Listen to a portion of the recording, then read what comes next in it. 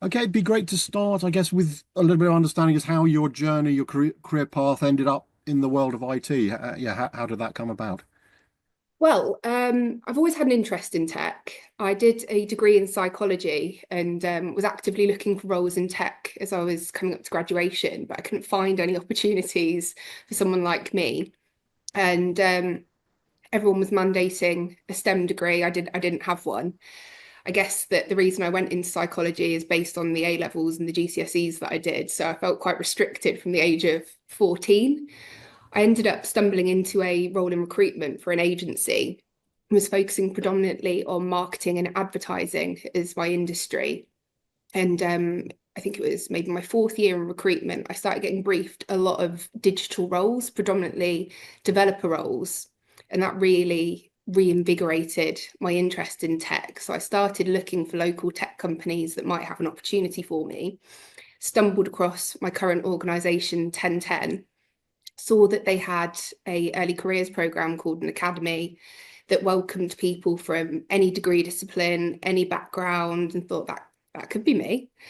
And this is where it gets a bit embarrassing. I applied for a place on the academy and got invited to an interview with the managing director for an hour. And I thought to myself, they're doing this graduate scheme. Does the managing director do an hour face-to-face interview with everyone? That's nice. So I turned up, and about 15 minutes into it, I realised that there'd been a bit of a mix-up and they were interviewing me for a place as a recruiter in 1010 for the academy, as opposed to a direct place on the academy. Tried to blag it for about 5 minutes and then came clean. And they said, well, we welcome anyone into the academy, but what we really need right now is a decent recruiter. So we quite like you. If you join us, you can start off in recruitment, and then if you're still interested, you can move over to the academy. We'll give you the technical test. We'll let you know where your aptitude is. And I just had a really good feeling about the company, about the culture. I really liked where they were looking to go. So I ended up joining as a recruiter and then never left the recruitment team. It turns out that my place in tech is an important one, but I don't need to be techie in order to fulfill it. Okay, so in terms of obviously you explain your sort of recruitment, but what's your sort of day-to-day role like? What are the sort of things that keep you occupied in the job? Well, my position now is Academy Operations Director. So I sit on our board. So my role has changed quite a lot in the 8 years that I've been here. I'm involved in a lot of strategic work. We're constantly looking at what we're doing, trying to improve it. And that comes through feedback mostly from our clients, but more importantly, our people. I've got a brilliant team that I work with every day. So we speak very, very regularly. So it's a lot of calls. I work quite closely with our sales team to make sure that they're working on bringing in the right opportunities for our people, that the opportunities that are being brought in are reflective of the work that we do and the training that we provide, making sure that we are not overselling people's abilities, recognizing that they're junior talent, that they've got a certain amount of training under their belts, making sure that we're finding opportunities for them where they'll feel confident and empowered and supported. I go to a lot of board meetings. I work closely with our SLT. So for me, it's been a really interesting opportunity to find out how a technology organisation works from the top. I get to be involved in budget planning in terms of our internal operations. So I'm a busy girl. Yeah, and so just before we carry on with the main thrust, it'd just be good for those that don't know. Just give us a quick what is it that 1010 does, so folks know that. We are a tech consultancy. Our history and heritage is predominantly focused on quality, but our three pillars now are quality, automation, DevOps and cloud and AI.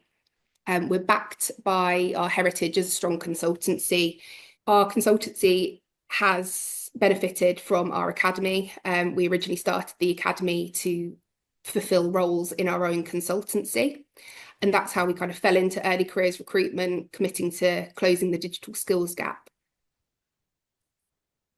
Okay, and then in terms of the industry at large, I mean, bearing in mind your own story, I guess in particular, how important do you think it is to have sort of diverse entry points? You mentioned obviously you didn't have a STEM thing which you thought maybe stopped you, but you ended up in the industry in a different way. So just how important do you think it is to have these various entry points into the IT sector, as opposed to you've got to do science, you've got to do a science degree, and then sort of follow that path? Hugely important. I'm not for a second dismissing the requirement for people with tech skills and that traditional techie academic CV. However, there are so many skills that are not only directly applicable to IT, but also greatly beneficial. If we consider for a second someone with an English literature degree, on paper, you can't really think of anything further away from computer science. But that person's just spent 3 years at university in an incredibly analytical subject. In order to submit an assignment, that person will have to review and analyse numerous texts, compare and contrast them with each other, consider various ideologies, and raise questions throughout. And at the end of that assignment, they are formulating their own conclusion on all of that analytical work that they've done. And that in practice is pretty much how we approach testing software. If someone is fluent in another language, to learn another language, you always start with the syntax. To teach someone a programming language, you always start with the syntax. People who have worked in retail or hospitality, they're always really interesting to me. They're people that typically can work under pressure. They're strong communicators. They can problem solve pragmatically, fairly swiftly. So by broadening the entry points into the tech industry, we are welcoming highly capable talent, people who are willing to learn, can bring fresh perspectives, new ideas, skills in communication, in problem solving, in analytical thinking, customer service, adaptability. And whilst the number of underrepresented groups in the IT industry applying for computer science degrees is slowly increasing, there is still an imbalance. For example, at the moment, there is currently a 4-to-1 male to female ratio comp sci undergrad in the UK. And if organisations don't acknowledge that and diversify their entry points, that ratio is going to be reflected in the workforce. Simple as that. Yeah, and I was going to come on to that because, as if you highlighted there, the DEI imbalance in the IT sector is still regrettably quite pronounced. Mm-hmm. I think certainly women are sort of well under 30% representation in the industry as a whole. And I guess as well, with the AI coming on stream, diverse leadership is potentially sort of more important than ever, because I know every other day I seem to get something come across my desk, to do with AI bias, and there's potentially, do you see a real danger that sort of the current inequalities will be reinforced unless there is more of a balance? And I'm not saying all that obviously bias is intentional, but I guess it just will happen unless we get a more diverse sort of leadership. Is that fair to say, do you think? I think it is fair to say. Diversity and inclusivity within leadership in the rapidly evolving AI landscape is critical, in my view. With AI applications already being quite wide-ranging, from recruitment to pay and performance evaluation and analytics, alongside all of the other tech advancements, AI is still in its relative infancy, and yet there is already huge evidence of bias. There was a 2019 Harvard Business Review article that demonstrated bias in AI English speech recognition software. It showed that the tech had really superior accuracy rates for white males. And this is obviously because AI learns from data, and data must be representative of the entire diverse population. So if we leave this unchecked, there'll be consequences for equality, and large portions of future generations may not be included. So diversity in leadership, in development teams, to help recognise this bias as the tech grows and the developments begin, is absolutely vital. Yeah, and I know, for example, in your own organisation, I believe that you've undertaken not to use AI technology for recruitment. I guess you've sort of considered the benefits of automation, which clearly there are some, as opposed to having a fair, unbiased process, and you've come to the conclusion that AI isn't for you. Just, I guess, be good to understand a bit more about that sort of thought process. Yeah, that's right. We don't use any AI within our recruitment practices. That's not me saying that we never will. But right now, we haven't found one that can replicate how we do what we do to the quality level that we do it. We recently trialed an AI tool with 20 of our current high-performing employees, and this tool told us that 11 of them should be rejected. Um, it's a tricky one because we're a consultancy. We service many clients from varied industries in different locations with wide-ranging company cultures, team structures. There really isn't a one-size-fits-all answer when it comes to our recruitment. An exceptional high performer for us in one client, that might not translate to another client because of their company culture, because of their personality types, because of their team or their management. And to be honest, I'd like to think that these AI tools will be more of an add-on as opposed to an instead of, because I truly think that certain assessments specifically focused on soft skills cannot be fully taken out of the hands of humans. The data that AI is able to analyse and report on is valuable, but the opinion of a hiring manager who knows their team inside out, that can't be replicated in my view. And I think that in the market at the moment, especially since COVID, the appreciation for soft skills has grown quite dramatically. And I mean, let's bear in mind that since all of these AI tools came out and people have started using them and businesses have really implemented them, New York City actually introduced that new law in 2023 that was designed to ensure fair hiring and promoting practices for employers as a result of so many organisations implementing AI recruitment tools and practices. I think we as businesses just need to be mindful at the moment in our approach to AI in hiring. We need to set the standard for ethical use in promoting those practices. So I'm not saying never for us, I'm saying not right now. I think that it's got a little bit of a way to go before it can replicate what humans are able to do. Okay, and in terms of helping to address DI issues within the IT sector, it could be good to understand how important you think things are, such as mentoring, sponsorships, I guess transparency, and even role models. I'm often told there aren't enough women sort of high enough up in companies to inspire the next generation. Just your thoughts, I suppose, as to how some or all of those are crucial moving forward, or at least well, certainly now and into the future. I think they're absolutely vital. Samsung recently conducted some research with 2,000 Gen Z women, and they found that 61% of the people that were surveyed said that if there were more female role models for them to look up to, tech would be a more attractive career choice. 34% said that they didn't learn enough about tech at school to consider it as an option. 22% said they felt steered away from tech relevant subjects at school. So I think it's up to tech leaders to help break down the barriers to entry, to be more visible, and to take practical and meaningful steps. Social media is a big one. I think if more tech leaders, more role models went onto social media, like TikTok, for example, Instagram, where young people are looking to get a lot of their information, making yourself visible on that, offering advice and guidance, or even just talking around your story would be really beneficial. And I think that the proper facilitation of mentoring young women entering the industry, ensuring that they feel supported and empowered and sponsored as they're embarking on their career, is huge. Imposter syndrome in women is still a massive issue, often due to gender imbalance in the teams that they're working in, a lack of representation, and unfortunately sometimes unconscious bias within tech teams. Having a strong mentor, someone that can help advocate for change with you, who will challenge your negative thoughts that you're having about yourself and your own abilities, and someone that's just there for you to provide guidance, can definitely help alleviate any stresses or worries that young women have.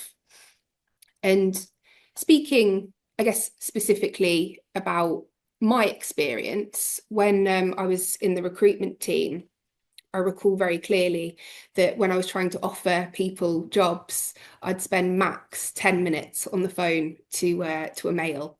And it would be frequent practice for me to spend up to an hour on the phone to a female candidate who was saying, I don't know if I can do this, you know, I don't have any experience in tech, and me just reinforcing over and over again, you've earned your place on this program. You did well on the tests. You did brilliantly in the interview. You demonstrated such a great attitude. You demonstrated teamwork. You've shown that you have the right to be here. You deserve it. And I would more than willingly, more than happily do that over and over and over again, just to reinforce that message. And today in my role on the board, I try still to be a good role model, to be a supporter, to be someone that sponsors young women coming into the company. I'll join every assessment centre and reinforce the message that the recruitment team has perpetuated throughout. I'll talk to all of the candidates at this final stage of their recruitment process with us and talk about the mentoring structure that we have at our company, reassure them that we aren't just looking for the techiest people, that there's so much more to being a great technologist than just being able to code already.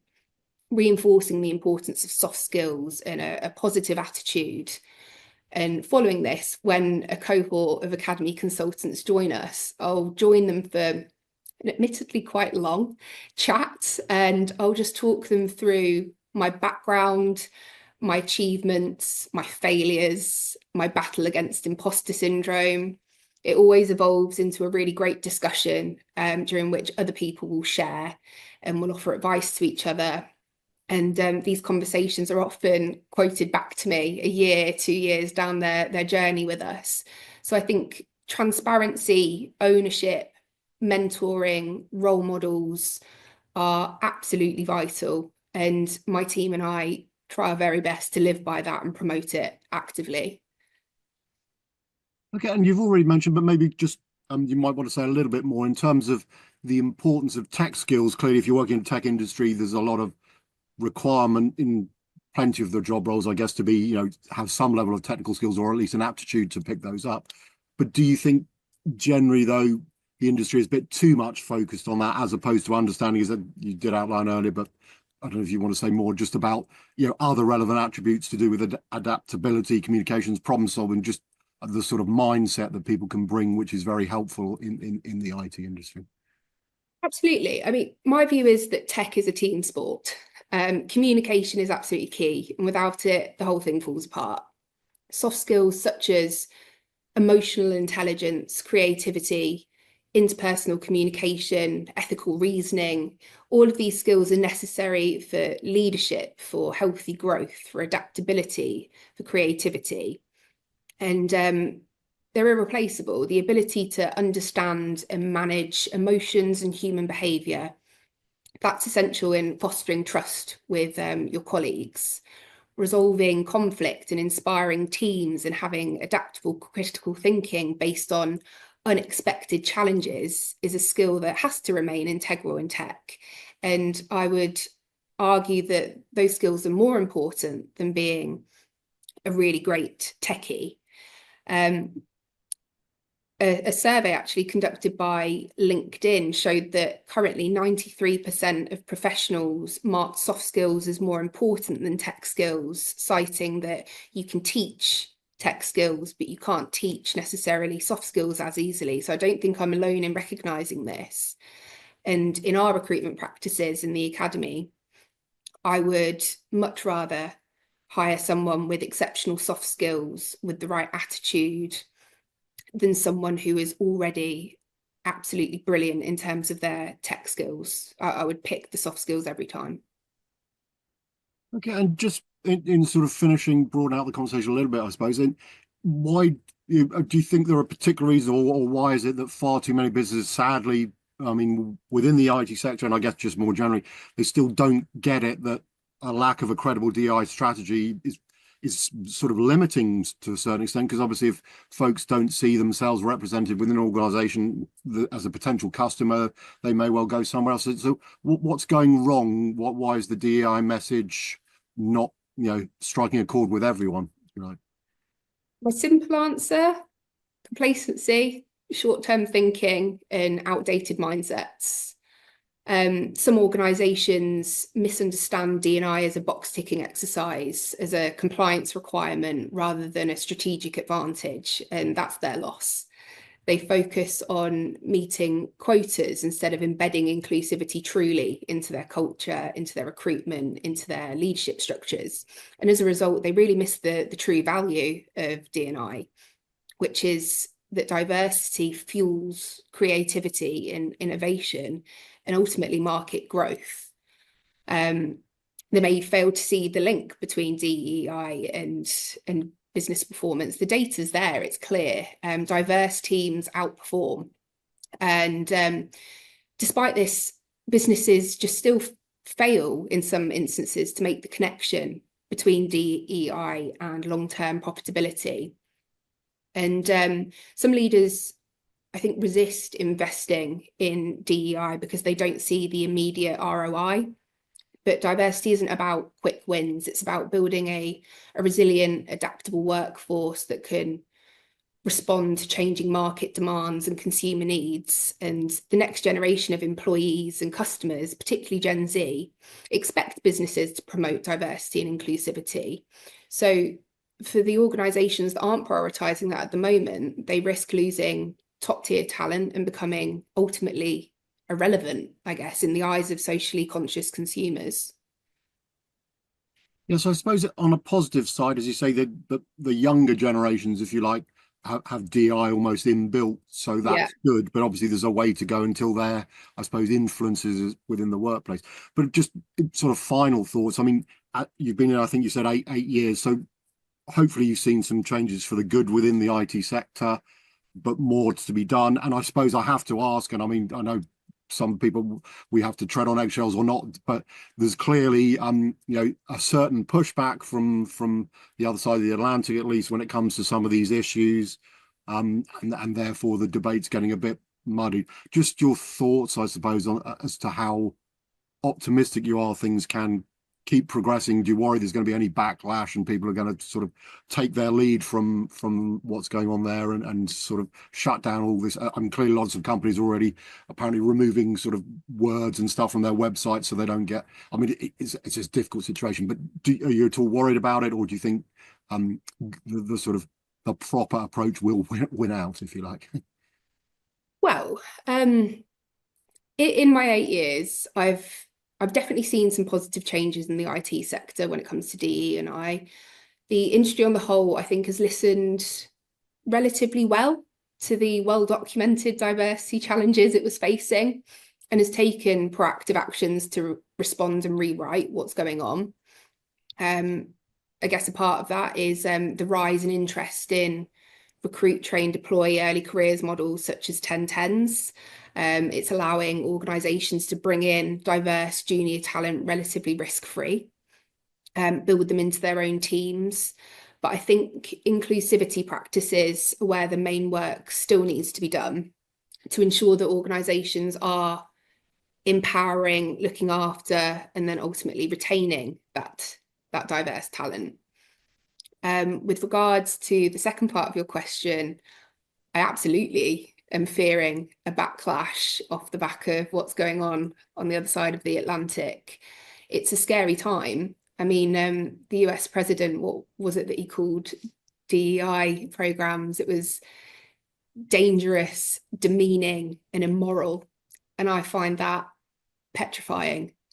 His administration is currently threatening to withhold federal funding for public schools that haven't eliminated DEI practices. I have no words on how damaging that is, in my view. I'm hopeful, perhaps naively, that the UK's legal system will help to protect DEI policies. We've got obviously the Equality Act that protects against discrimination, and since 2017, organisations are required to report their gender pay gap if they have over 250 employees. Any companies listed on the London Stock Exchange are required to publish board diversity data against their set targets. And part of that is that 40% of their board should be women. However, the worry is obviously that the US president's rhetoric may lead to intolerant attitudes in the workplace becoming the norm. And I think that we should all just be very aware of what's happening and hold ourselves accountable to keep perpetuating the message that DEI is so important. Talking about it is so important. And while there have been positive changes, there is more to be done. And there is a current threat that we can't let win.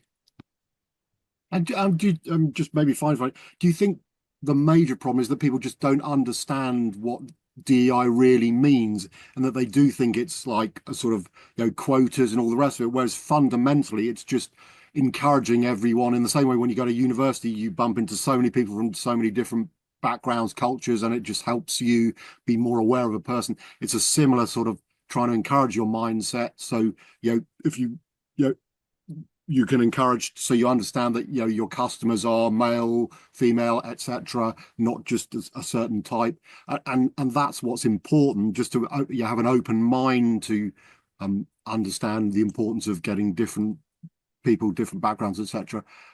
Whereas it's sort of misrepresented as this, you must have this, you must do this, which isn't necessarily the case, but it's just encouraging people not to exclude folks because of certain characteristics. Just, I suppose, Yeah. your thoughts as to why it's going wrong, I suppose. Yeah, no, I think that point of yours is exactly it, nail on the head. No one loves just being given a firm set of rules, do they? I think rather than just saying you've got to do this, more needs to be done about explaining why, explaining the business benefits, educating, explaining, demonstrating the benefits of gender diversity, neurodiversity, racial diversity, sexual orientation diversity in your organization, what that can give you.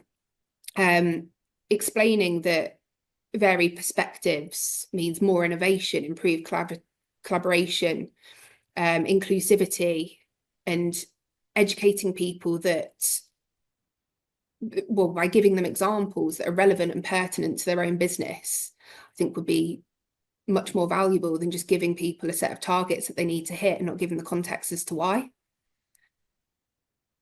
Okay, I mean, it's been great to chat and some brilliant insights into what is obviously a complicated topic, and as you say, at the moment it's not necessarily as good as it should be, but hopefully things will move. And I say my own view is clearly progress is being made, but the good news is the younger generation, I mean, all my sons, for example, sort of 30ish or under, they all get it, and I think their generation do more. So hopefully over time it will happen organically, but obviously in the meantime it's important that the older folks kind of get it as well. But I'll stop rambling, but I really appreciate your time and the insights you've given, Jenny. So thank you very much indeed. Thank you. Thank you very much. Thank you for having me. It was great to talk to you.